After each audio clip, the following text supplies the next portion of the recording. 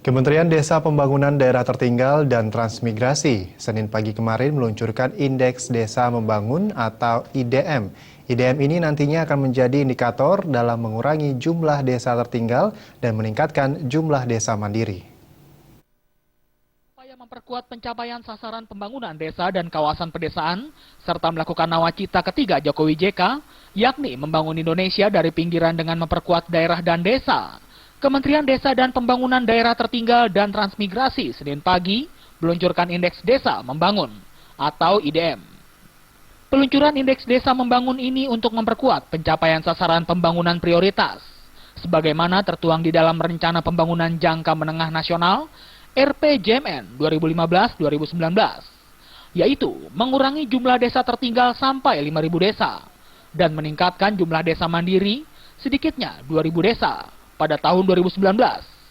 Menurut Menteri Desa Pembangunan Daerah Tertinggal dan Transmigrasi Marwan Jafar, IDM merupakan basis utama dalam proses kemajuan dan keberdayaan desa, yaitu meliputi aspek ketahanan sosial, ekonomi, dan ekologi. Sehingga Indeks Desa Membangun ini akan kita jadikan rujukan bagi upaya pemerintah untuk membangun desa-desa secara nasional, termasuk kementerian-kementerian yang lain, perguruan tinggi, lembaga-lembaga, praktis NGO dan seterusnya itu. Dengan kita meluncurkan indeks ini, disinilah sebetulnya rujukan itu.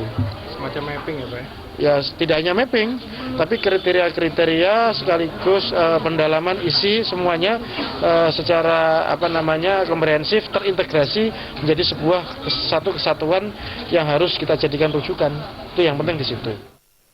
Pada rumusannya IDM yang menjadi rujukan pembangunan desa tercantum ukuran standarisasi desa, jumlah desa tertinggal, desa sangat tertinggal, desa berkembang, desa maju, dan desa mandiri.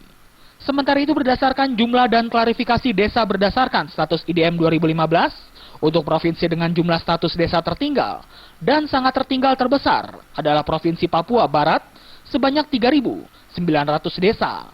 Sedangkan provinsi dengan status desa mandiri terbanyak terdapat di Provinsi Jawa Barat.